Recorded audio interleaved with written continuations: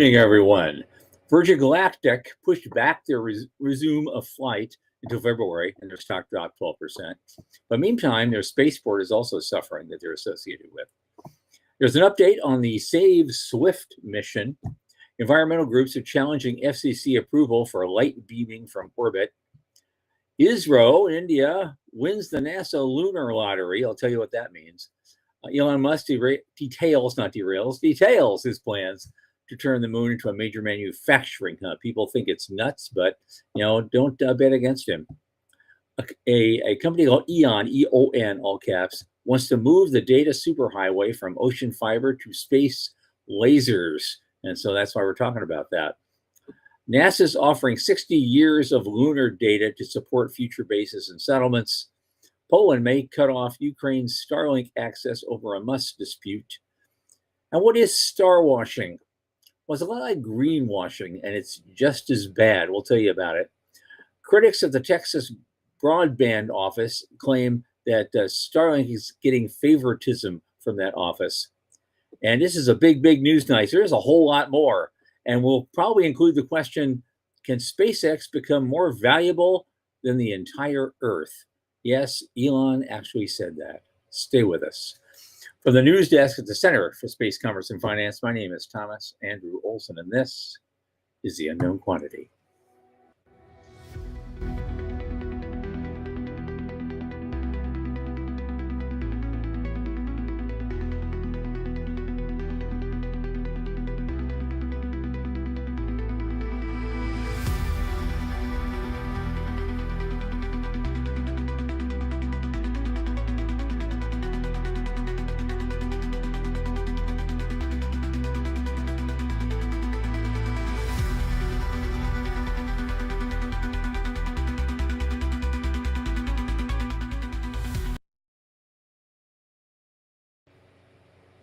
And as you know, this program is brought to you by the Center for Space Commerce and Finance.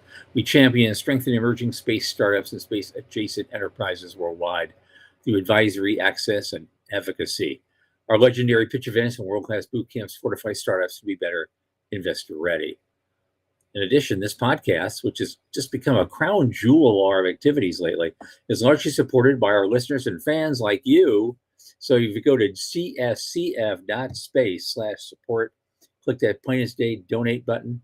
$10, $25, $50, $100 is not a lot in the grand scheme of things, but sure makes a big difference for us. And it's U.S. tax deductible. Don't forget to like and subscribe and tell your friends. Tell your friends. Now, do it now. Speaking of friends, my longest space friend, Michael Lane, who transcended, but was then put into a clinic to detranscend, or he couldn't do the show, is here with us. Michael, come on in, come on back. How is the afterlife, man? How'd that work? Things are good. Thanks. Cool. How's things for you? What's going on? It's all right. We did Afialto did a fancy dinner the other night with some, and got some investors on the hook. So we're closing that probably early next week. So that keeps the lights on. We're keeping the lights on. We're still keep going. We got a big thing to close. We're going to get it done. We are going to get it. Yeah. We'll begin. Got a factory to build. One of our news items is kind of right up your alley. I wanted to talk to you about that. Right. Okay. Very good. Things are good here. Our intern is gone. So sad. It's not. He brought down the average age of the company a lot. So now it's a bunch of us crusty old guys. But it's good. Tomorrow might be a pretty interesting day. We got some pushback from Osaka about that big NIDO event that we were going to have next week. Rather than do it when we originally planned for 4 hours, it's going to be 2 hours. Rather than try to accommodate Osaka time and East Coast, West Coast America, and Lagos, Nigeria, and Lisbon, Spain, we're just going to put a 2 hour block on it. It's going to be in the middle of the afternoon America time, and people can chime in when they want to. So a little bit different. But then the plan is we're going to do it kind of a full boat event in every quarter. So we'll do another one in November, and it'll be a little bit more time to plan it out, a better event probably. Okay. Yeah. Is it still Tuesday? It is still Tuesday. Yes, it's still Tuesday, but you cut me to 5 minutes. I cut you and Sean to 5 minutes. Yes, and I don't even have, I don't even get a script for that. Yeah, back in the old days, we had no money, and now we have some. And on Sean, he can tell us what's happening with that. John, kind of all I need to do. Yeah.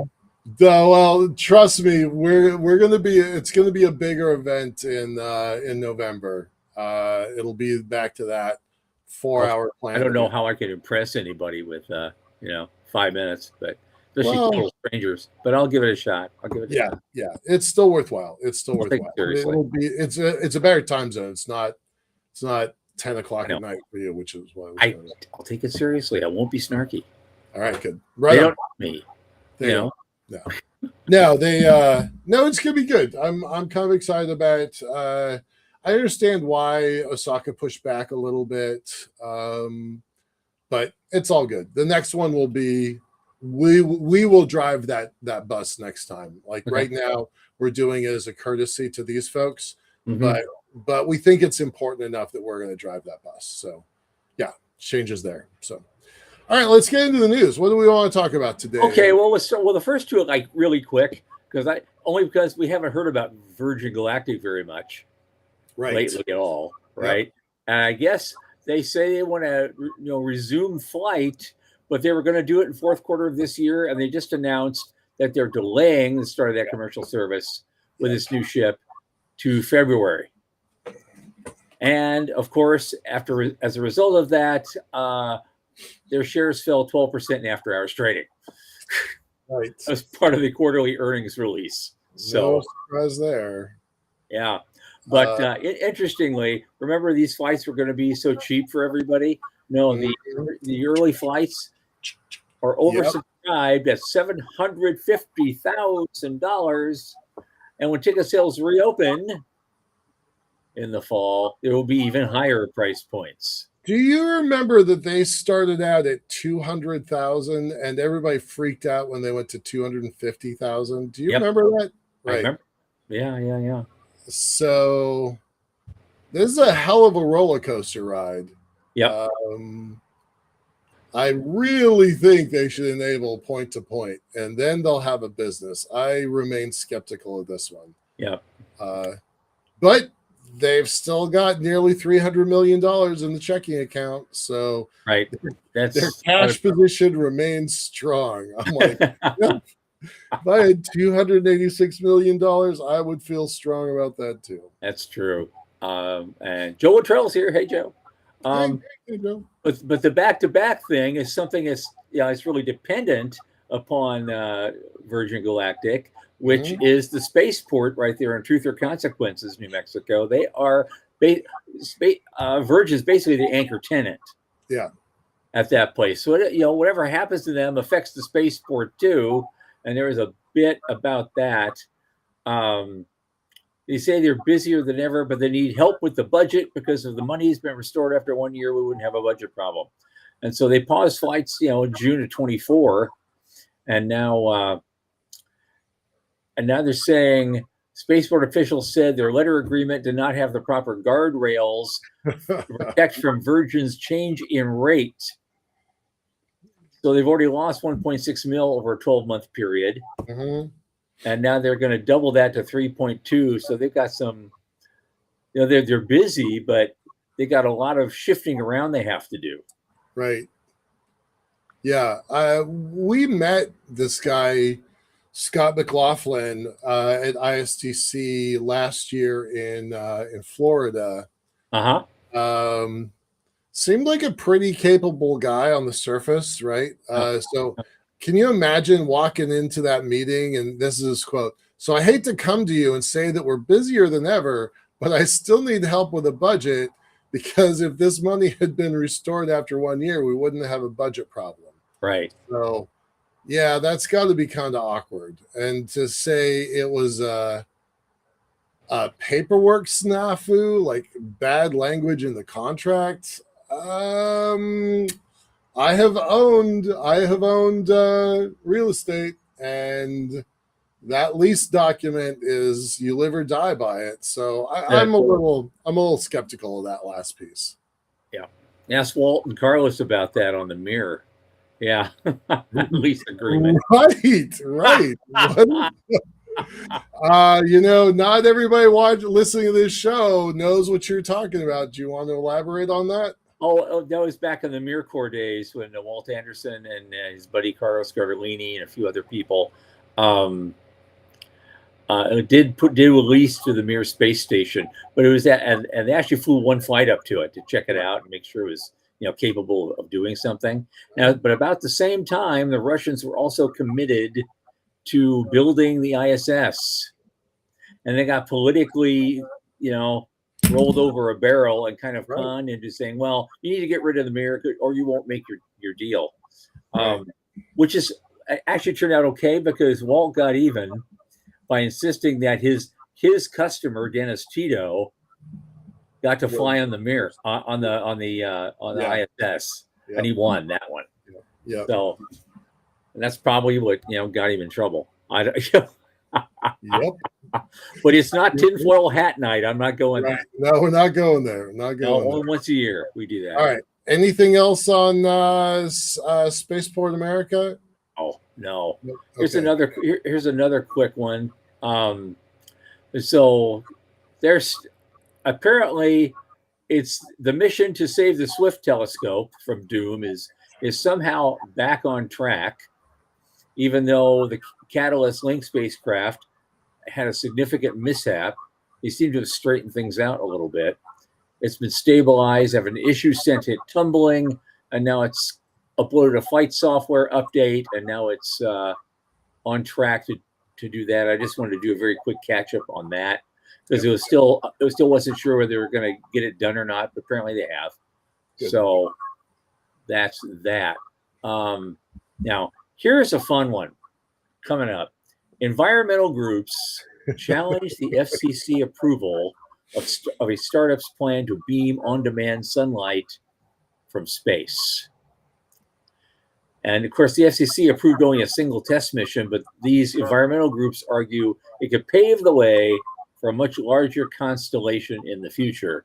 And they're all jumping up and down. So they filed a big petition today asking them to reverse that approval until they could do some more research. Yeah, Reflect Orbital has been talking about 50,000 satellites in the sky to reflect sunlight down to the ground. Yeah. Whatever could go wrong with that idea? What could possibly go wrong? And we reported on this a couple of weeks ago when the FCC went ahead and approved it, and their argument was, we don't have the jurisdiction to say whether or not this is a good idea or bad idea. All we have the power to do is approve or deny. And based on the technology, we felt it was a requirement to approve it because that's our mandate. But they didn't go so far as to say, we think it's a great idea. We should have a lot of these. Like, they didn't do that. So, but they're going to be out there. I mean, these guys, what are they called? You got so many of them. Environment America, Dark Sky International, the American Bird Conservancy, and Public Employees for Environmental Responsibility were all a part of this thing. And they're claiming it's the Wild West out there right now. And they thought the proposal was a uniquely bad idea. Uniquely bad idea. That's like our phrase, vaguely important. Yes. Uniquely bad. Yeah. There's a detail. We should grab that one. Yeah. Uniquely bad. Uniquely bad. I want to add something that I've not ever seen before. There's a detail in this article I've not seen before. I'm just gonna read 2 sentences. Tell me when you think this becomes uniquely bad. Okay.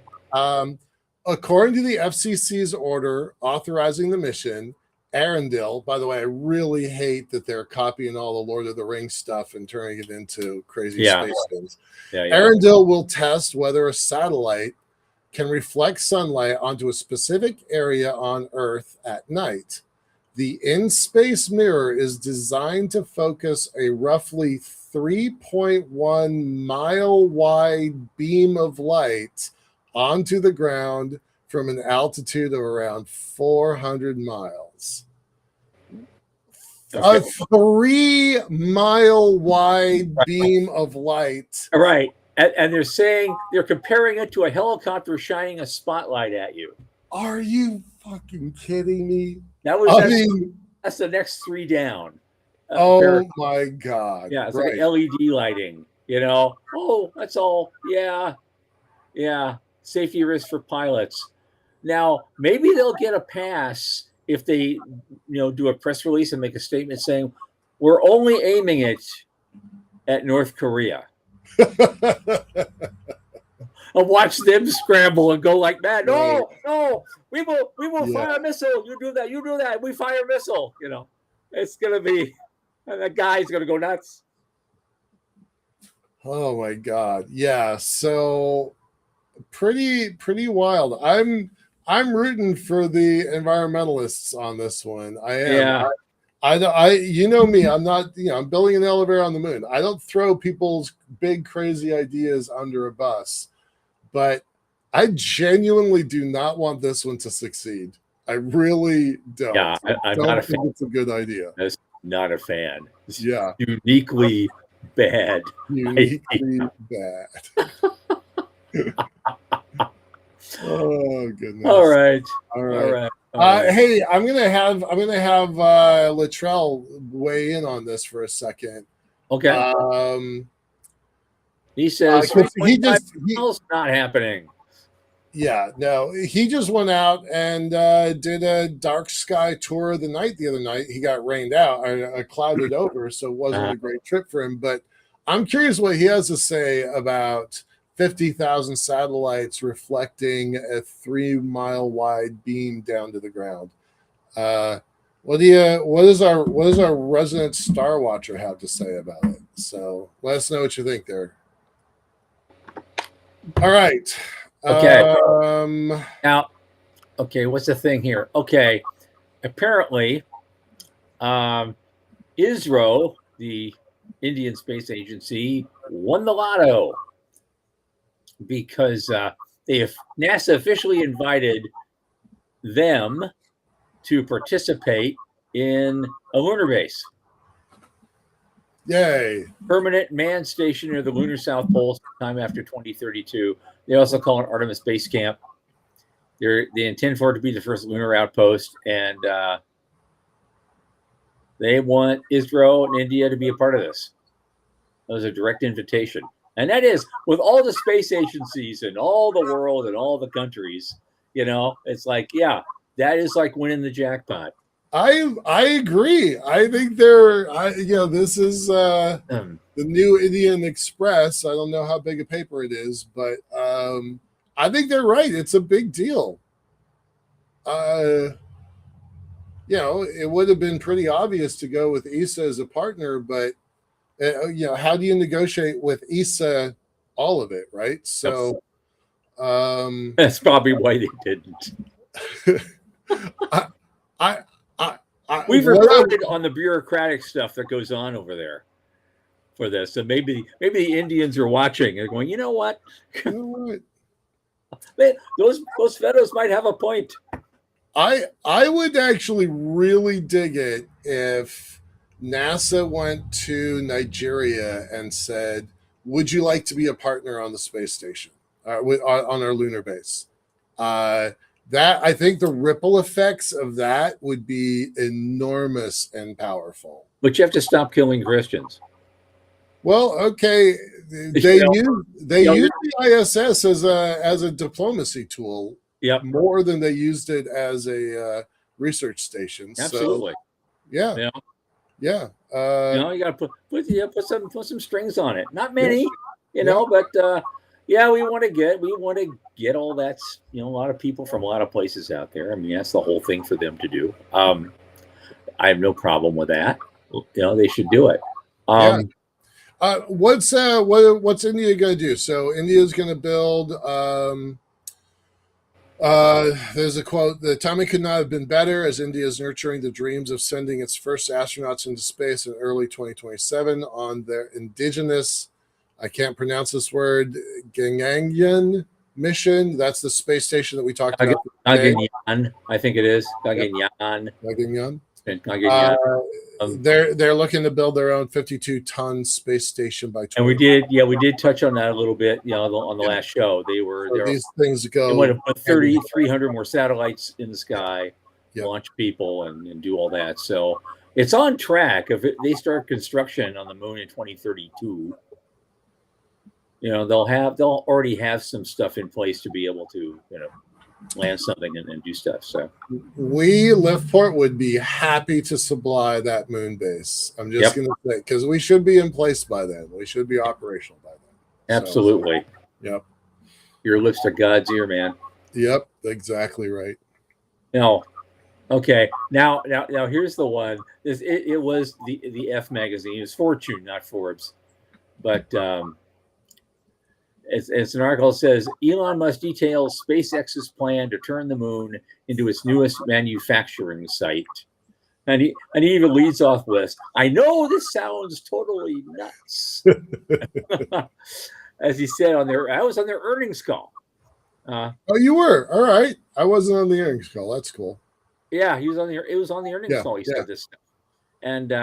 And so the overview again, I think we also mentioned this. He wants to deploy a robot workforce on the moon to scale up SpaceX's manufacturing capacity. Yeah. And of course, people thought he was nuts, and we can't get any more than that because they want you to subscribe to keep reading it. Yeah. Yep. They'll buy it today and cancel tomorrow. No, I don't. I just don't want to do that. Right. There's too many news sources. Yeah. Like space news. I avoid them completely now because I know what I'm going to get. You get a half a paragraph, and then and who else does that? Reuters does that now. Yep. There's a couple other places, and so I'll see a whole string in my feed. I'll see a whole string of space news. No, I'm missing that. I don't care how good it looks. I'm passing that right by. Right, skipping. Yeah. We got so much other stuff. It doesn't matter. We can talk. We'll be lucky to finish what we have tonight. Right. All right. Let's move on. Let's do that. Okay. There's this company called Eon, E-O-N, and they're and you got to move the bits back and forth when you're a hyperscaler and data center guy, right? Mm-hmm, yeah. And those cables crisscrossing the oceans, they're obviously tricky to access and repair. So these guys say, let's move all of the data superhighway from the ocean fiber networks that are existing to all space lasers all the time. But I'm a fan of this, but there's a big hole there. But what were you gonna say? Okay, they're called EON. It stands for Endeavor Optical Networks. Yeah, and they only were founded in May, and they emerged from stealth today with 10.75 million in seed funding from General Catalyst and Andreessen Horowitz. Interestingly, yep, and they're betting on the plan. And they want to launch a network of laser-equipped spacecraft to link data centers from orbit and bypass all the fiber cables in the ocean. Yep. I dig this plan. I genuinely do. It's not a new plan. It's been around for a while. I'm going to just tell you a quick story for a second because we got some time to kill. I went to lunch with Joaquin Gerardo from Silicon Valley Bank the other day, and we've had him on the show, and he's he's part of their kind of space portfolio, hard tech portfolio guy. Smart guy, like him. He's pretty nice. And I was complaining that I feel like I'm always in the wrong room whenever I go to VC. I'm always in the wrong room. Like, this is not a VC project.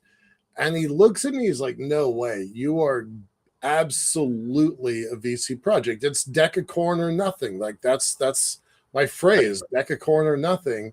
He's like, that's the kind of thing that people want to do, but they don't want to do it in Seattle. Right. You told me this. There, yeah. They don't want to do it in Seattle. And so here are these guys at Aon,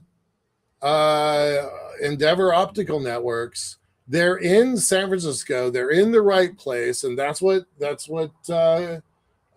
Gallardo said. He's like, Joaquin is like, look, San Francisco, Silicon Valley, LA, they will fund your project. Seattle will not fund your project. So these kids show up, start an idea in May, and $11 million walking out in August with a plan that's an old plan. Right. So good for them. Good for them. It's a necessary tech. I think it's very useful. I wish them all the success in the world for a different reason entirely. Once they're successful and they get all that data due up on the satellites, there's still all those now empty pipelines sitting on the bottom of the ocean. I can pick those up for a song and do my own thing with them. Start a whole new network, new secure network for, developing countries or something that, and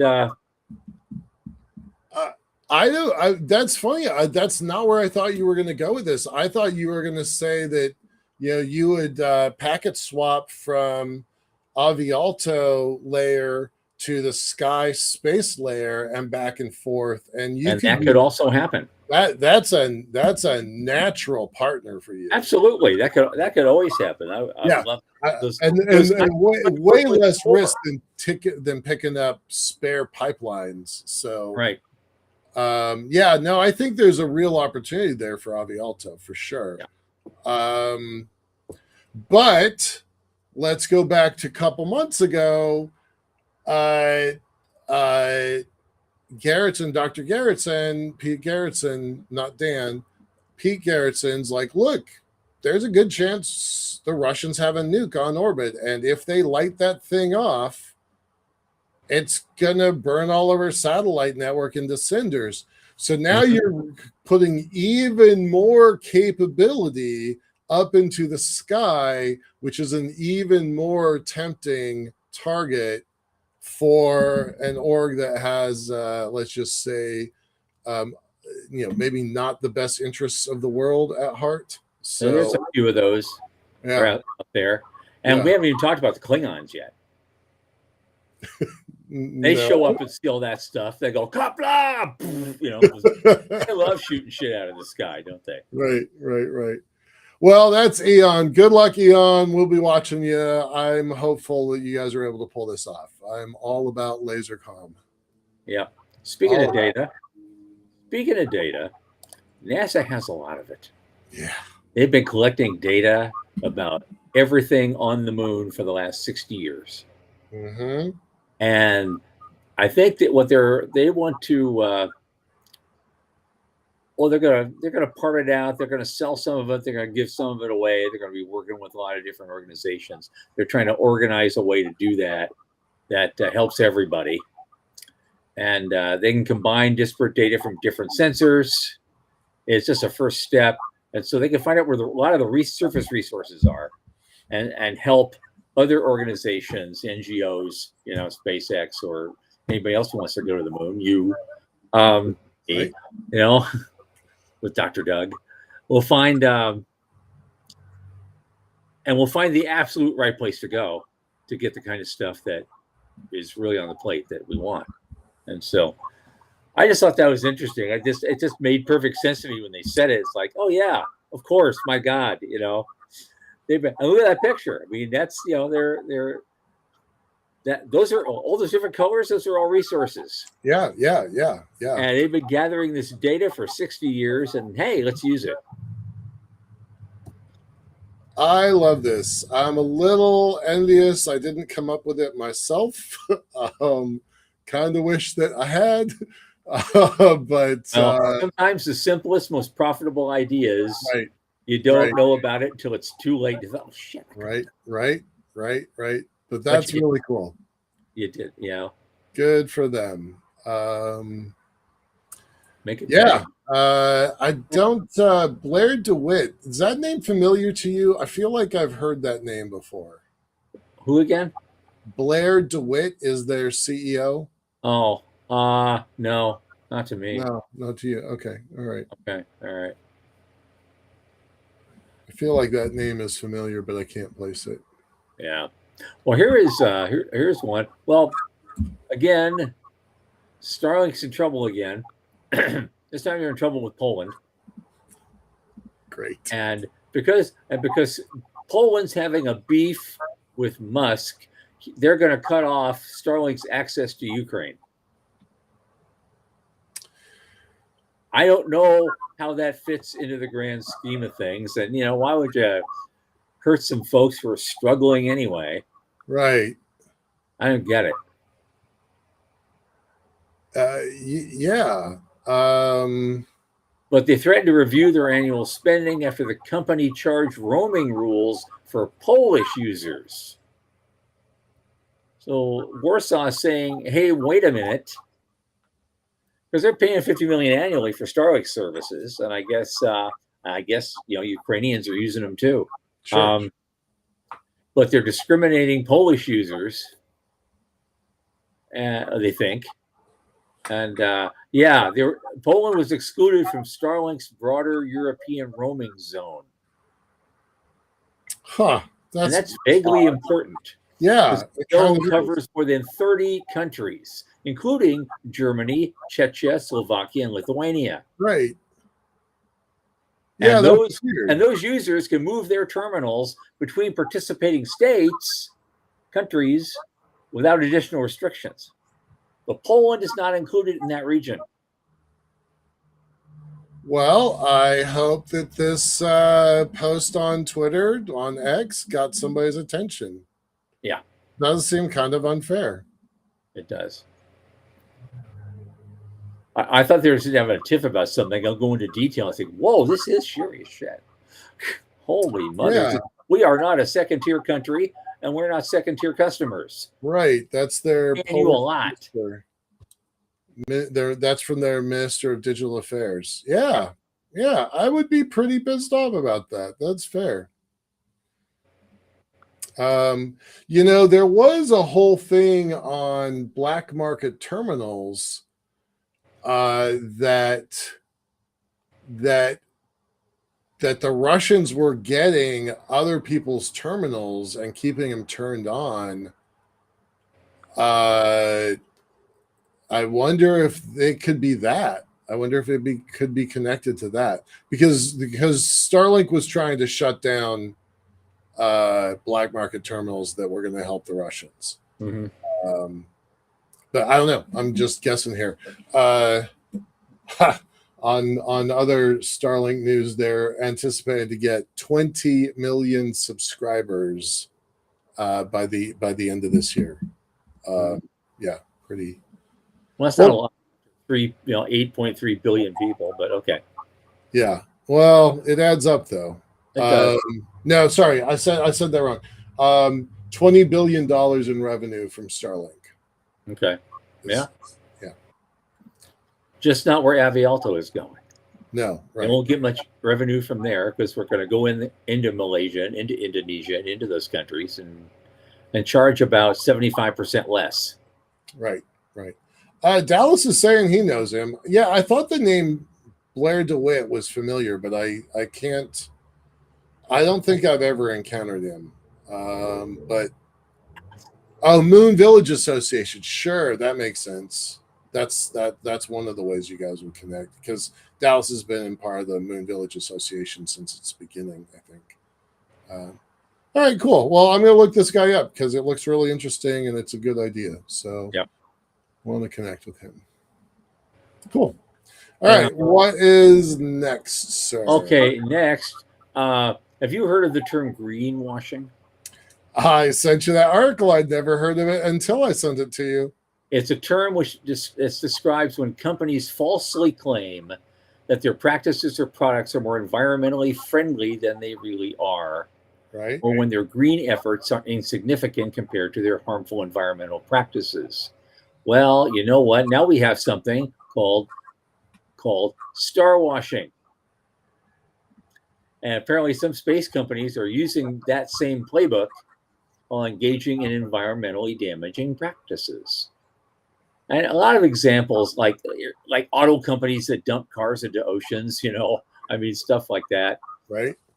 But space companies are now using simple strategies like that, because star washing will appeal to an interest in learning about life's origins, for example, or its place in the universe, the desire for humans to explore places beyond our planet.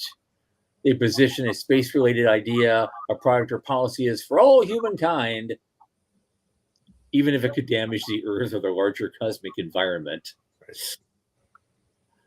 That's star washing. Yeah.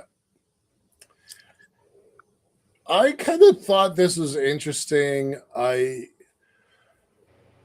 sat down to dinner yesterday with two gals that were 22 and 25, and they fundamentally do not understand this space stuff that I love so much. Mm-hmm. And they're like, there's these awful billionaires, they run the show, there's orbital debris. That sounds like a terrible phrase. We don't even understand it, but it sounds awful. Why should we clean up a mess other people caused?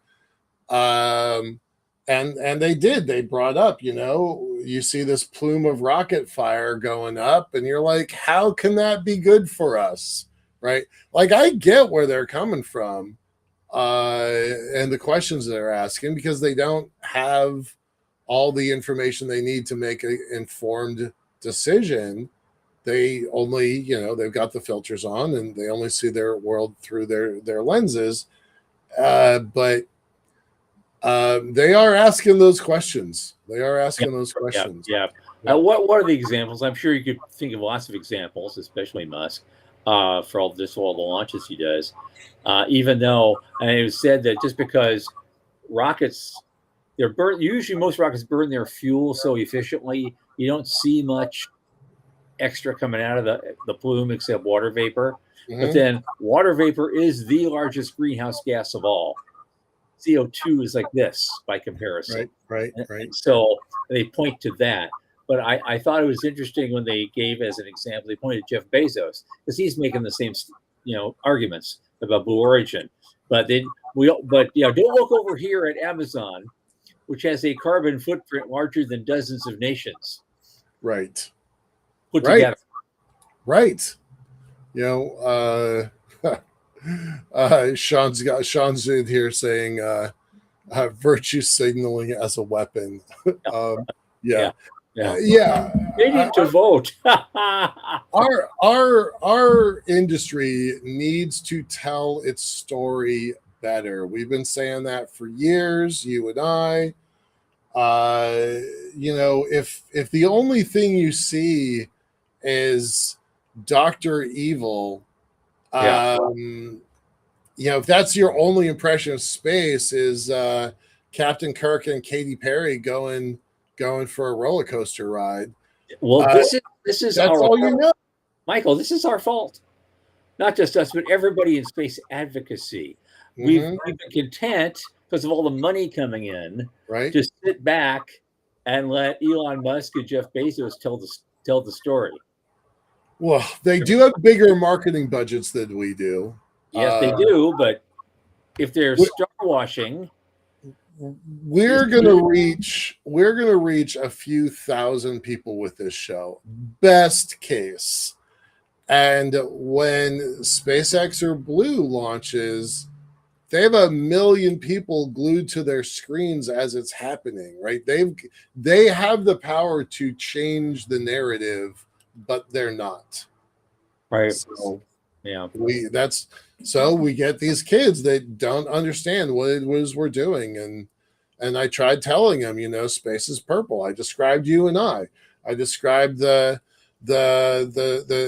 tree hugger environmentalists that have been proving climate change is real for decades. And I described the war in Ukraine, about how the Russians were getting their ass kicked because the Ukrainians had better data. Like, that conversation is not getting told to the people that need to hear it. And so I get this star washing, but you don't have to fake the numbers. You could actually say we are a good industry for the world, and here are the facts of it. You don't have to like pretend it's not true or do some sort of obfuscation. Like, star washing is about obfuscation, but we are a net good for the world, and we should be able to tell our story better. Yep, I do that. I try to eschew obfuscation as much as I can. Yeah. That was a bumper sticker in the 70s. Nobody knew what it meant. All right. Moving on. This is another quick one. Apparently, the state of Texas has a broadband office. Oh. And they have been accused of favoritism towards Starlink. Yeah, that's probably a fair. That's probably a fair Starlink. They moved to Texas in the first place. There had to be some sort of like handshake deals about doing that, right? Mm-hmm. Yeah.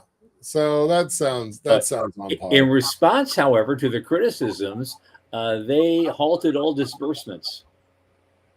Oh, surprise! And so there is a hold right now of disbursements of billions of dollars in federal funds related to the Broadband Equity Access and Deployment Program. And that hold came after the office was accused of favoritism. So the hold will be effective as of Monday and will be in place until further notice.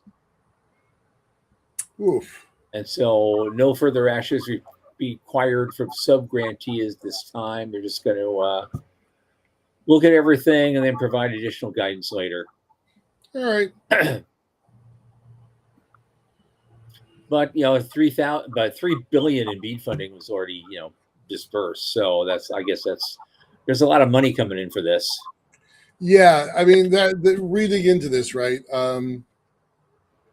Other providers were expected to receive 10% of the grant money to start, with the rest dispersed on a tiered system. The rules were changed for low Earth orbit satellite providers. Well, that sounds like favoritism to me. Yep. Oops. So they're going to stop the payments to the people who still depend upon it, but the payment that came in early, they've already gotten money. If that's how I'm reading this. Yep. And so Starlink has already gotten paid for it back. Too bad. Yeah.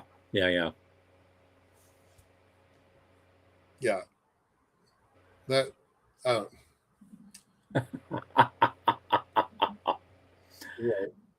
Okay, this next one I put up there not so much because of Rocket Lab, but because it reminded me of somebody that we know from the past.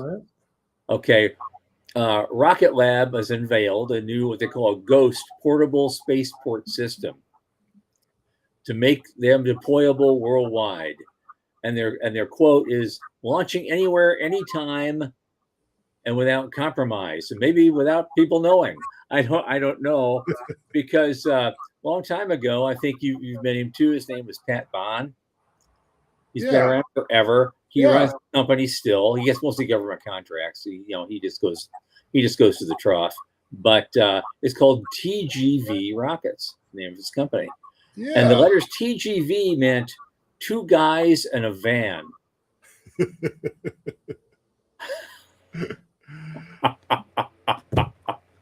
Let's have someone in some other, weird kind of angry country get a hold of one of those capabilities somehow. And here we are again. We're doing it again, like it's never been seen before. Huh. Packaged entirely within shipping containers. And they'll deploy complete rockets, launch infrastructure, ground support, and range control systems out of a shipping container. Now it's four guys in a shipping container. Yeah, right. TVG, four guys in a shipping container. where's the Pacific Spaceport Complex?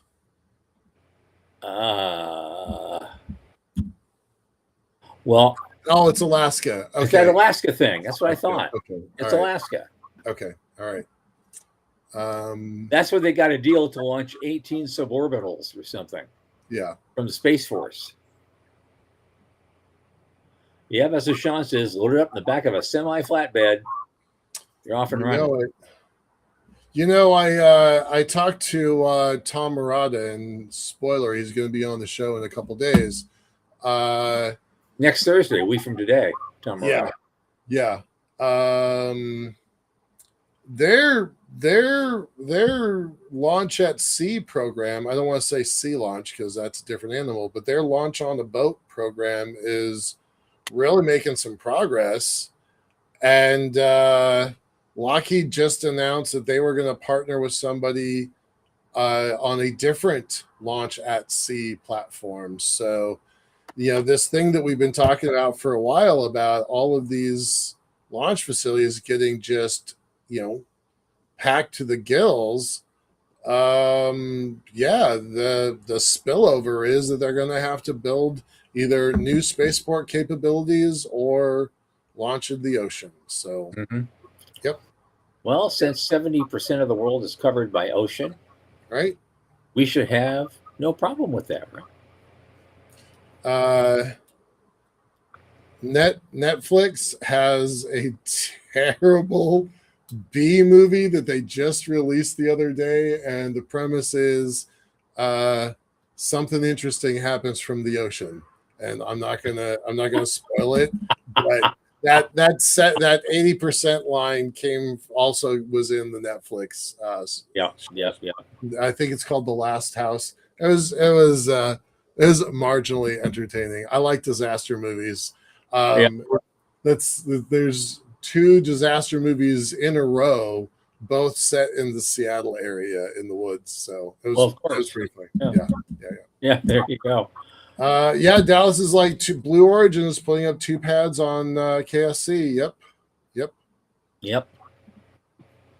All right. Launch anywhere, anytime without compromise. Yeah.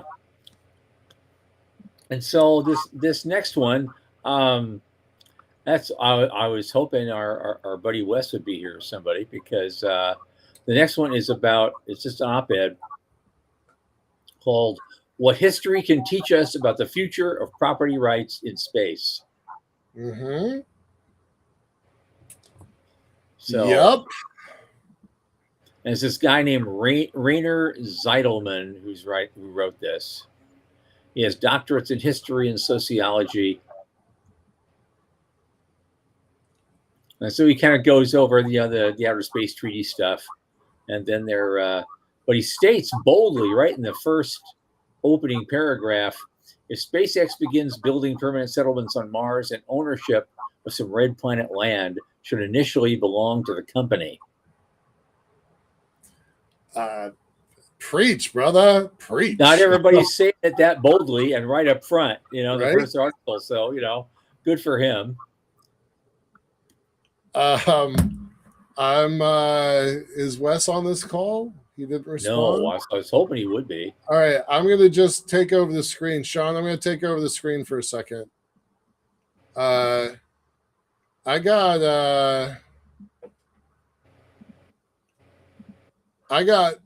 Wes's white paper here. I'm going to go fast enough so nobody can actually read it.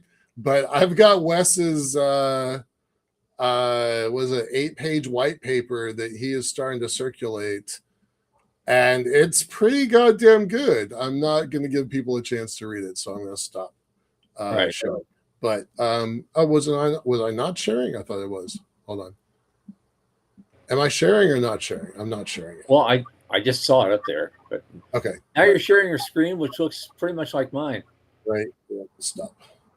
So yeah, Wes is working on the white paper. I can say it because I'm going to publish it. Wes is working on a white paper that puts down his position on property rights. He's looking for signatories and people who want to jump in and kind of get on that same bandwagon. So really cool to see that article. I did not know that was going to be in your newsfeed today. Here's an interesting part, and he was quoting another guy who wrote a book on the history of the American West, but and he thinks space could be the same way. America was filling up with immigrants who settled boundaries, plowed fields, built homes, transferred land, and established credit long before governments conferred on them any right to engage in those acts. Those are the days of the pioneers in the Wild West. And one of the reasons the wild is that those pioneers, most of them nothing but squatters, insisted that their labor, not formal paper titles or arbitrary boundary lines, gave land value and established ownership. They believed that they occupied the land and improved it with houses and farms. It was theirs. So mixing one's labor with the land, it is a legal concept and a political, philosophical concept going back centuries. That is how John the Appleseed came onto the scene. That's how claim jumping as an idea would get you murdered. Because the first claims in the American West, I can't speak for other places, but the first claims in the American West were based on 4 stakes in the ground and the ability to defend it. Right. And then Dallas is like the Homestead Act. Yay. Right. Exactly. But is that rationale going to translate to Europe and Asia, Africa, South America? I don't know. I don't know if we believe it. We can see the argument of it. But is that going to translate to the rest of the world? Well, I understand. I mean, Dallas talks about the Homestead Act, and that was a great thing, and it went on and on and on until, interestingly, it was Jimmy Carter who shut it down during his term, because the last big place where the Homestead Act was really working was in Alaska, and that went away on his watch. Oh, I did not know that. Interesting. They are talking about reviving it, but it hasn't happened yet. Wow, that would have some obstacles reviving. That. Well, when you're old and you actually remember history, it's kind of vaguely important. Well, I was going to mention Australia. Dallas is talking about Australia too. Right? That stake in the ground, man. That is, and it's the gold rush. I don't know the show you're talking about, but it's the gold rush that's established that as a norm in the Pacific Northwest. Going up to Alaska, down south to California. That's how we claimed it. My family has been in the Pacific Northwest since before World War I. I don't know the exact date, but my grandmother was on a wagon train that was following the train construction crew. Okay. So there were trains, but she was in the wagon train with the construction crew. Yeah. So we've been here for a long time. And I had a distant relative who actually was on another wagon train who actually went through the area near Sutter's Mill on the way up to Oregon. Wow. But it was a year earlier. And he wrote it in his journal. We found a couple of nuggets just laying around here, but we want to get settled in Southern Oregon first and then come back next year to see if we could do something. Now, obviously he never did. Right. But, he'd be a land baron if that was a different story. Yeah. I've got at least one great grandfather who is buried just north of Salem. Wow. Yeah. So yeah. All right, we got 5 more minutes. What do you want to end on? Okay. Let's have some fun. Let's skip. I think it's closer to the end. We got a lot of it covered. That was pretty good. Okay. There's this other thing. It's near the end. How do you value the assets of about 8.3 billion people and a livable planet that is now 4.5 billion years old, give or take 50 million years? Well, the question came up in a Elon Musk tweet on July 9. He said, SpaceX will be worth more than the rest of Earth if we accomplish our goals. Because the key there is that little word if. Yeah. That sounds like a big if to me. So, I mean, and the guy says, I like the fact that he wants to turn humanity into an interplanetary species. He's taken fiction out of science fiction and want to build cities on the moon and Mars. And that's fine and dandy, but I think it will take a few years, maybe decades, and share prices are about discounting future cash flows. That is precisely the theme of a post I wrote a couple days ago on LinkedIn, that when that guy decides to turn all of his resources towards Mars, there's kind of nothing that can stop him. And Right. with a billion shares on the line, he stands to make $1 trillion at now prices, right? At now prices. At now prices. But what he says, here's the thing, gets me. I'm trying to figure out what's going on in his head, right? Yeah. And so he's saying it's going to be, SpaceX is going to be worth more than the Earth. Right. What is he talking about? And, that's very easy.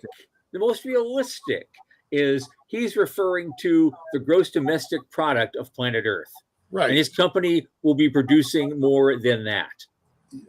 Yes. That's the only way it even sounds remotely plausible to me. Because when you look at all the undeveloped resources on the planet Earth, which probably numbers in the quadrillions and would take millennia to develop. Right. Yeah. There's it's not going to happen. There's no way. No. But you add up the $32 trillion U.S. economy and the $26 trillion Japanese economy and all Europe and Asia and blah, blah, blah, everything all together like that. I think the number is $107 trillion. I don't know. But the global economy is the whole global economy is. Yeah. Right. So, all right. SpaceX would be bigger than that. Fast forward 100 years and Mars is a thing and the moon is a thing and water from Enceladus is a thing and we're considering going to another star and the asteroid mining is a thing because the Earth is a closed loop system and now we're spreading out to all the other things. Like the math is sound if you have that vision. I'm not sitting here trying to defend the guy. You know where I stand there. But his but that vision, I mean, hell, that's why we got into space in the first place. He just put a number on it. There's also something that really put some fear in me a little bit. Just because, again, history.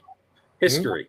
The leveraged ETF community has noticed keen investor interest in SpaceX and has listed 5 2x leveraged bullish single stock ETFs on the company. Now, I don't know what that means. Exchange traded fund.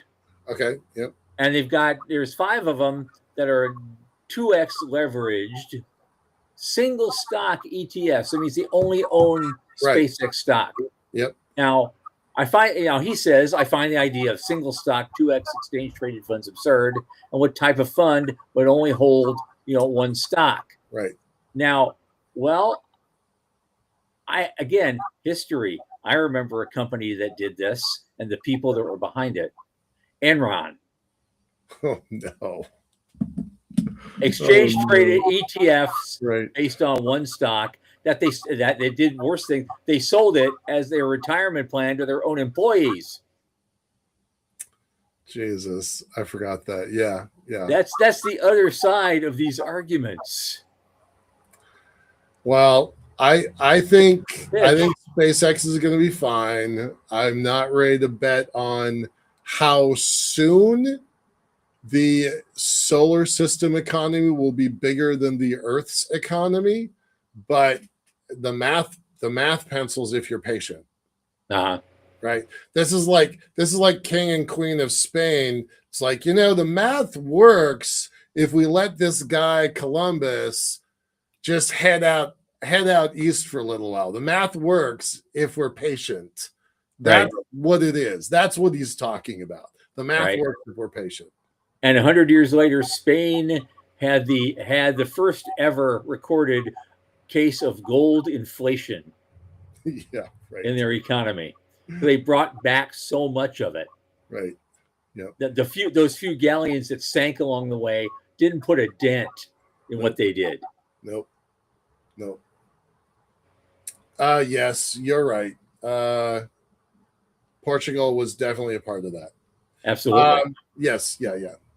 Okay. That's it. We're at time. That's it. That's the news. That's the news tonight. It sounds like Dan Rather now. But okay. On Monday, we may have another news night. We may have a surprise guest. We're reaching out to him now, and so otherwise we'll have our news, a surprise guest, hard-hitting commentary, and sprinkle with the occasional tomfoolery. And so we will be here on Monday. We'll see you then from the news desk at the Center for Space Commerce and Finance. For Michael Lane and Sean Key, I remain Thomas Andrew Olson. Keep watching the skies.